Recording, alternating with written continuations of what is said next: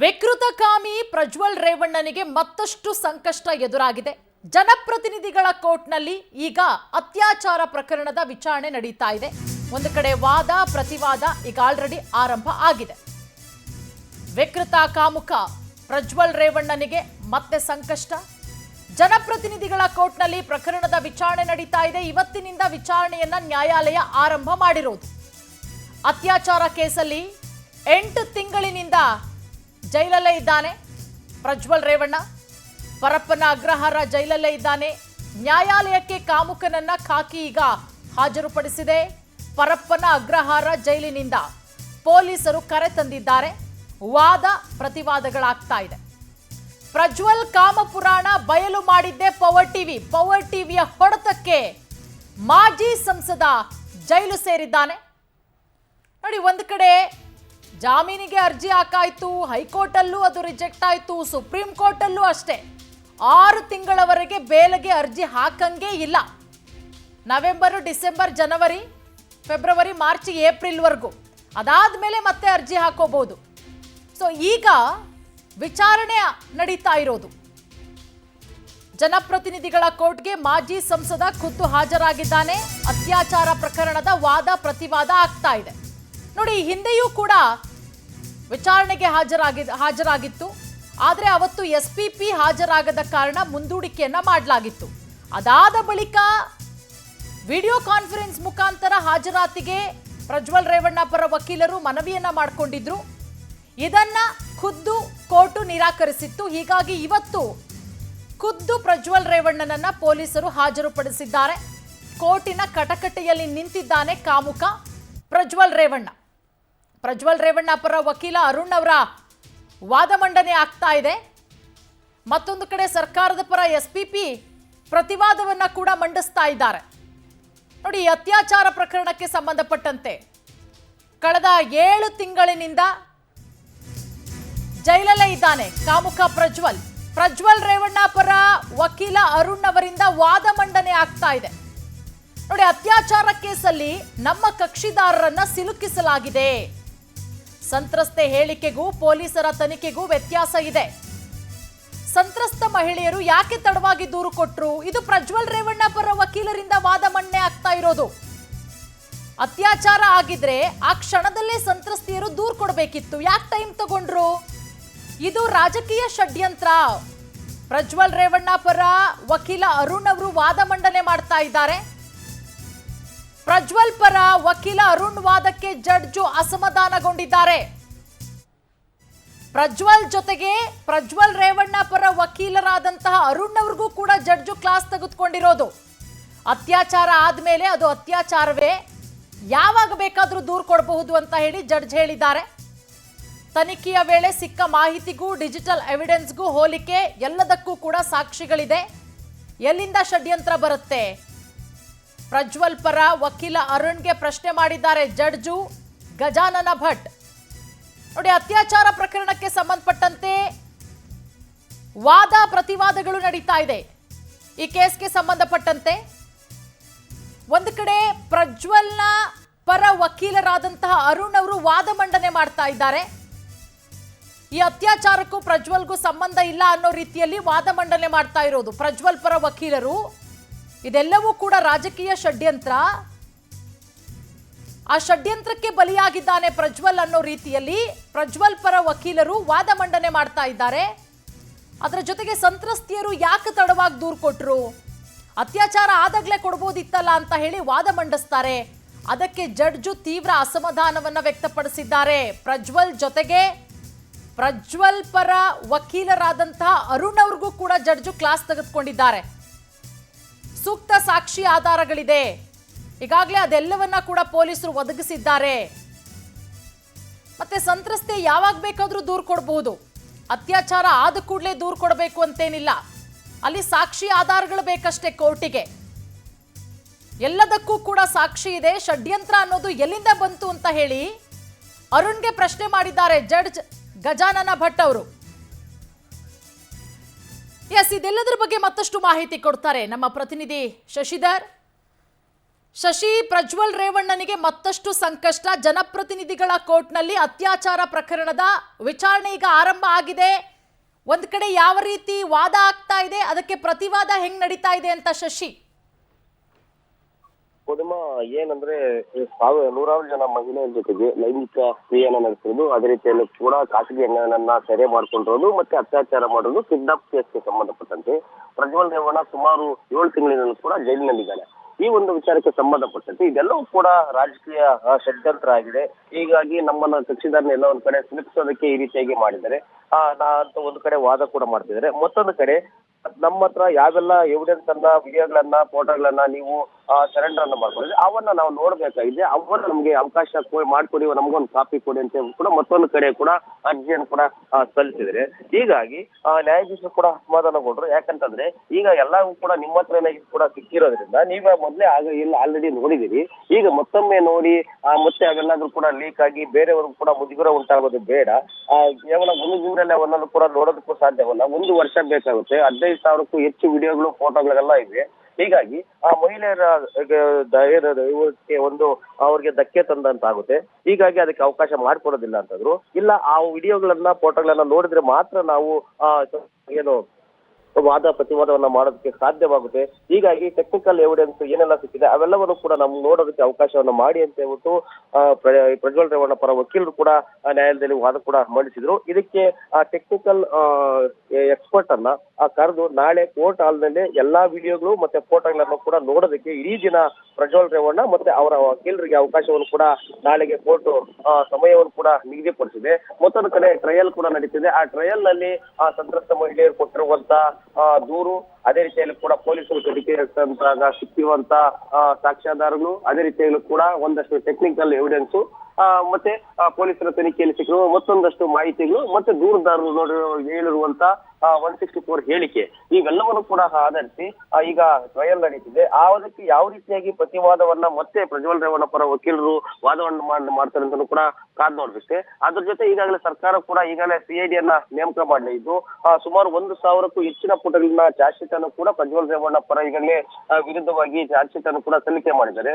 ಹೀಗಾಗಿ ಪ್ರಜ್ವಲ್ ರೇವಣ್ಣ ಈಗ ಸದ್ಯಕ್ಕಂತೂ ಹೊರಗಡೆ ಬರುವಂತ ಲಕ್ಷಣ ಕೂಡ ಕಾಣಿಸ್ತಿಲ್ಲ ಅಂತ ಸ್ಪಷ್ಟವಾಗಿರ್ಬೋದು.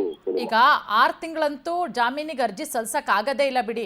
ಸುಪ್ರೀಂ ಕೋರ್ಟ್ ಕೂಡ ಹೇಳಿದೆ. ಈಗ ಆಲ್ರೆಡಿ 3 ತಿಂಗಳು ಮುಗಿಯೋದಕ್ಕೆ ಬಂತು. ಆದ್ರೆ ಈಗ ಒಂದ್ ಕಡೆ ಪ್ರಜ್ವಲ್ ಪರ ವಕೀಲ ಅರುಣ್ ಅವರು ವಾದ ಮಂಡನೆ ಮಾಡ್ತಾ ಇದ್ದಾರೆ. ಸಿಲುಕಿಸಲಾಗಿದೆ ಈ ಒಂದು ಪ್ರಕರಣದಲ್ಲಿ ಅಂತ ಹೇಳಿ ಇದಕ್ಕೆ ಪ್ರತಿವಾದ ಹೆಂಗ್ ನಡೀತಾ ಇದೆ ಅಂತ ಹೇಳಿ SPP ಯಾವ ರೀತಿ ಪ್ರತಿವಾದ ಮಂಡಿಸ್ತಾ ಇದ್ದಾರೆ ಅಂತ? SPP ಅವರು ಪ್ರತಿವಾದಕ್ಕೆ ಕೂಡ ಸಿದ್ಧರಾಗಿದ್ರು. ಆದ್ರೆ ಪ್ರಜ್ವಲ್ ಪರ ವಕೀಲರಂತ ಅರುಣ್ ಅವರೇ ಪ್ರತಿವಾದವನ್ನು ಮಾಡೋದಕ್ಕೆ ನಾಳೆ ಅವಕಾಶವನ್ನು ಕೊಡಿ, ನಾವು ಕೂಡ ವಾದ ಮಾಡೋದಕ್ಕೆ ಮತ್ತೊಂದಷ್ಟು ಸಾಕ್ಷಿಗಳ ಬೇಕಾಗಿದೆ ಅಂತ ಹೇಳ್ಬಿಟ್ಟು ಒಂದು ಕೋರ್ಟ್ಗೆ ಮನವಿಯನ್ನು ಕೂಡ ಮಾಡಿದ್ರು. ಹೀಗಾಗಿ ವಿಚಾರಣೆಯನ್ನ ನಾಳೆಗೆ ಮುಂದೂಡಲಾಗಿದೆ. ಹೀಗಾಗಿ ನಾಳೆ ಓಕೆ ಶಶಿ ಹಾಗೆ ಇರಿ, ಶಶಿ ಹಾಗೆ ಹೋಲ್ಡ್ ಅಲ್ಲಿರಿ. ಒಂದು ಬ್ರೇಕಿಂಗ್ ಅಪ್ಡೇಟ್ ಬರ್ತಾ ಇದೆ.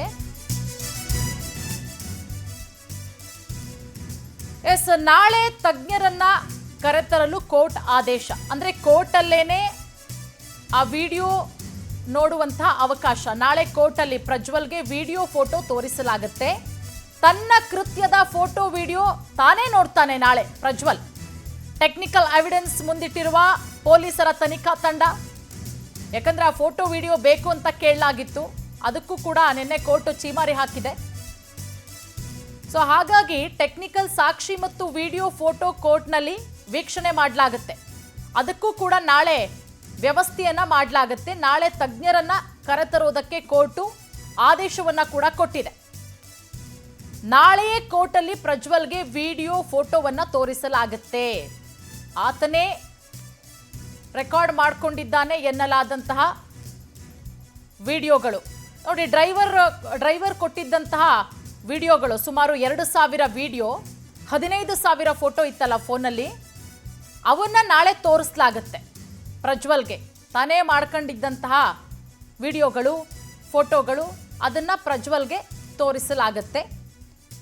ಶಶಿಧರ್, ಈಗ ನಾಳೆ ಕೋರ್ಟ್ನಲ್ಲಿ ಪ್ರಜ್ವಲ್ಗೆ ವಿಡಿಯೋ ಅದರ ಜೊತೆಗೆ ಫೋಟೋ ತೋರಿಸುವಂತಹ ವ್ಯವಸ್ಥೆ ಕೂಡ ಮಾಡಲಾಗುತ್ತೆ ಅನ್ನೋದ್ರ ಬಗ್ಗೆ ಈಗ ಅಪ್ಡೇಟ್ ಸಿಗ್ತಾ ಇದೆ ಶಶಿಧರ್.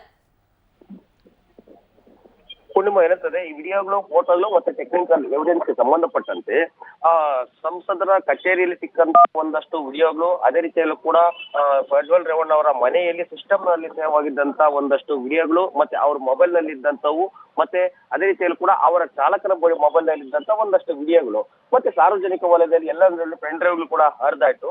ಇವೆಲ್ಲವನ್ನು ಕೂಡ ವಿಡಿಯೋಗಳನ್ನ ಸಂಗ್ರಹಿಸಿದಾಗ ಒಟ್ಟು ಸುಮಾರು 15,000ಕ್ಕೂ ಹೆಚ್ಚು ಫೋಟೋಗಳು, 200ಕ್ಕೂ ಹೆಚ್ಚು ವಿಡಿಯೋಗಳು ಪ್ರಜ್ವಲ್ ರೇವಣ್ಣ ವಿರುದ್ಧವಾಗಿ ಈಗಾಗಲೇ ಸಿಕ್ಕಿರುವಂತದ್ದು. ಹೀಗಾಗಿ ಆ ವಿಡಿಯೋಗಳನ್ನ ಮಾಡಿದಂತವ್ರು ಯಾರು, ಆ ವಿಡಿಯೋಗಳನ್ನ ಮಾಡ್ಬೇಕಾದ್ರೆ ಯಾವ ಫೋನ್ ಅನ್ನ, ಸ್ಯಾಮ್ಸಂಗ್ ಫೋನ್ ಅನ್ನು ಕೂಡ ಬಳಸಲಾಗಿದೆ, ಒಂದೊಂದ್ ಕಡೆ ಐಫೋನ್ ಅನ್ನು ಕೂಡ ಬಳಸಲಾಗಿದೆ. ಅದರ ರಾ ಫುಟೇಜ್ ಏನಿದೆ, ಆ ವಿಡಿಯೋಗಳನ್ನ ಶೇರ್ ಮಾಡ್ಬೇಕಾದ್ರೆ ಏನಾದ್ರು ಎಡಿಟ್ ಆಗಿದೆಯಾ, ಇಲ್ಲ ಒರಿಜಿನಲ್ ರಾ ಕಾಪಿನೇ ಇದೆಯಾ ಅನ್ನೋದ್ರ ಬಗ್ಗೆ ಟೆಕ್ನಿಕಲ್ ತಜ್ಞರನ್ನ ಕರೆಸಿ ಅದನ್ನ ತನಿಖೆಯನ್ನ ಮಾಡಿ ನಂತರ ವಿಚಾರಣೆಯನ್ನ ಮಾಡೋದಕ್ಕೆ ಪ್ರಜ್ವಲ್ ಪರ ವಕೀಲರು ಕೂಡ ಅರುಣ್ ಅವರು ಇದು ಮನವಿಯನ್ನು ಕೂಡ ಮಾಡಿದ್ದಾರೆ. ಹೀಗಾಗಿ ಆ ವಿಡಿಯೋಗಳನ್ನ ಕೊಡೋದಕ್ಕೆ ಸಾಧ್ಯವಾಗೋದಿಲ್ಲ. ಹೀಗಾಗಿ ಅವನ್ನ ಇಲ್ಲೇ ಟೆಕ್ನಿಷಿಯನ್ಸ್ ಅನ್ನ ಕರೆಸಿ ನೀವೇ ನೋಡ್ಕೊಳ್ಳಿ ಅಂತ ಹೇಳ್ಬಿಟ್ಟು ನಾಳೆಗೆ ಸಮಯಾವಕಾಶವನ್ನು ಕೂಡ ರೇವಣ್ಣ ಮತ್ತೆ ರೇವಣ್ಣ ಪರ ವಕೀಲ ಮತ್ತೆ ಅದೇ ರೀತಿ ಕೂಡ ಟೆಕ್ನಿಷಿಯನ್ ಕೂಡ ಅವಕಾಶವನ್ನು ಕೂಡ ಕೋರ್ಟ್ ಅಲ್ಲೇ ಮಾಡ್ಕೊಳ್ಳಲಾಗಿದೆ. ಹೀಗಾಗಿ ಅವರು ಎವಿಡೆನ್ಸ್, ವಿಡಿಯೋಸ್, ಫೋಟೋಸ್ ಗಳನ್ನ ನೋಡಿದ ಮೇಲೆ ಯಾವ ರೀತಿಯಾಗಿ ಪ್ರತಿ ಉತ್ತರವನ್ನ ಕೊಡ್ತಾರೆ ಅಂತ ಕೂಡ ಕಾದ್ ನೋಡ್ಬೇಕಿದೆ ಪೂರ್ಣಿಮಾ. ಶಶಿಧರ್, ಅದರ ಜೊತೆಗೆ ಈಗ ಆಲ್ರೆಡಿ ಪ್ರಜ್ವಲ್ ಪರ ವಕೀಲರು ಮನವಿ ಮಾಡ್ಕೊಂಡಿದ್ರು, ಏನ್ ಫೋಟೋಸ್ ಇದೆ, ವಿಡಿಯೋಸ್ ಇದೆ, ಅದನ್ನ ಕೊಡಿ ಅಂತ ಹೇಳಿ. ಬಟ್ ಕೋರ್ಟು ಅದನ್ನ ತೋರಿಸೋದಕ್ಕಾಗಲ್ಲ ಅಂತಲೂ ಕೂಡ ಹೇಳಿತ್ತು. ಸೊ ಈಗ ಕೋರ್ಟಲ್ಲೇ ಅದಕ್ಕೆ ಅವಕಾಶ ಮಾಡಿಕೊಟ್ಟಿರೋದ್ರಿಂದ ಆ ವಿಡಿಯೋಗಳನ್ನ, ಫೋಟೋಗಳನ್ನ ನೋಡೋದಕ್ಕೆ ಈ ತನಿಖೆ ಹೆಂಗೆ ಹೋಗುತ್ತೆ, ಯಾವ ರೀತಿ ವಾದಗಳಾಗಬಹುದು ಅಂತ ಹೇಳಿ.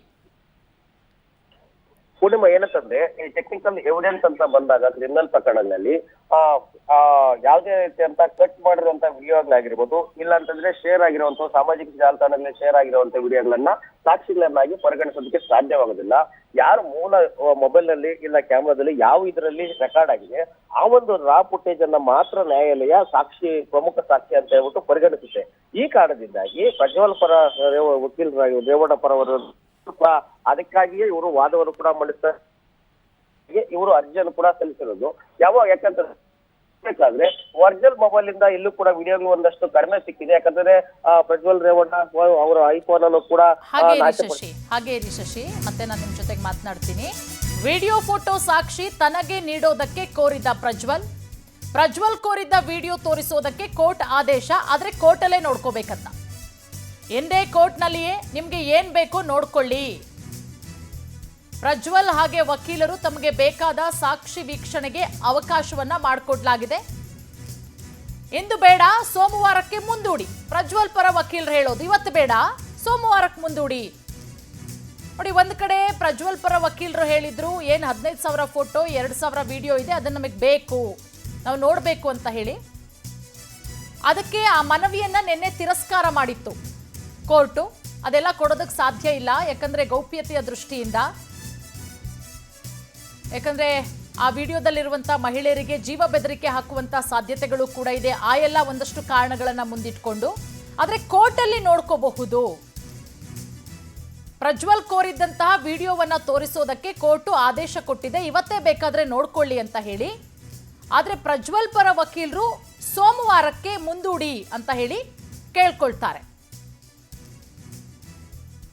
ಮತ್ತೆ ಸಂಪರ್ಕಕ್ಕೆ ಜಾಯ್ನ್ ಆಗಿದ್ದಾರೆ ನಮ್ಮ ಪ್ರತಿನಿಧಿ ಶಶಿಧರ್. ಹೇಳ್ತಾ ಇದ್ರಿ, ಪ್ರಜ್ವಲ್ ಪರ ವಕೀಲರು ಏನ್ ಕೋರ್ಕೊಂಡಿದ್ರು, ಫೋಟೋ ವಿಡಿಯೋ ನೋಡಬೇಕು ಅಂತ ಹೇಳಿ, ಅದಕ್ಕೆ ಕೋರ್ಟ್ ಅವಕಾಶ ಮಾಡಿಕೊಟ್ಟಿದೆ. ಬಟ್ ಸೋಮವಾರಕ್ಕೆ ಮುಂದೂಡಿ ಅಂತ ಕೇಳ್ಕೊಂಡಿದ್ದಾರೆ ಅನ್ನೋದು ಈಗ ಬರ್ತಾ ಇರುವಂತಹ ಅಪ್ಡೇಟ್. ಶಶಿಧರ್, ಹೌದು ಪೂರ್ಣಿಮಾ, ಏನಂತಂದ್ರೆ ಪ್ರಜ್ವಲ್ ರೇವಣ್ಣ ಹತ್ರ ಯಾವುದೇ ರೀತಿಯಂತ ಸಾಕ್ಷಿಗಳು ಸಿಕ್ಕಿಲ್ಲ. ಅವ್ರ ಸಿಸ್ಟಮ್ ನಲ್ಲಿ ಸೇವ್ ಆಗಿದ್ದಂತವು ಅವ್ರ ಮನೆಯಲ್ಲಿ ಮತ್ತೆ ಸಂಸದರ ನಿವಾಸದಲ್ಲಿ ಸಿಕ್ಕಿರುವಂತ ಒಂದಷ್ಟು ವಿಡಿಯೋಸ್ ಕೂಡ ಸಿಕ್ಕಿದೆ, ಒಂದಷ್ಟು ಪೆನ್ ಡ್ರೈವ್ ಅಲ್ಲೂ ಕೂಡ ಹಾಕಿದೆ. ಆ ಪೆನ್ ಡ್ರೈವ್ ಆ ರಾ ಫುಟೇಜಸ್ ಎಲ್ಲಿದೆ, ಅದರ ಕ್ಯಾಮ್ರಾ ಯಾವ್ದಂತ ಕೂಡ ಚೆಕ್ ಮಾಡ್ಬೇಕಾಗುತ್ತೆ. ಅದ್ರ ಜೊತೆ ಪ್ರಜ್ವಲ್ ರೇವಣ್ಣ ಅವರ ಚಾಲಕರ ಮೊಬೈಲ್ ನಲ್ಲಿ ಸ್ಯಾಮ್ಸಂಗ್ ಫೋನ್ ನಲ್ಲಿ ಒಂದಷ್ಟು 500ಕ್ಕೂ ಹೆಚ್ಚು ವಿಡಿಯೋಗಳು ಕೂಡ ಸಿಕ್ಕಿವೆ, ಒಂದು 2,000ಕ್ಕೂ ಫೋಟೋಗಳು ಕೂಡ. ಶಶಿಧರ್, ಇಲ್ಲಿ ಒಂದು ಪ್ರಶ್ನೆ ಕಾಡ್ತಾ ಇದೆ.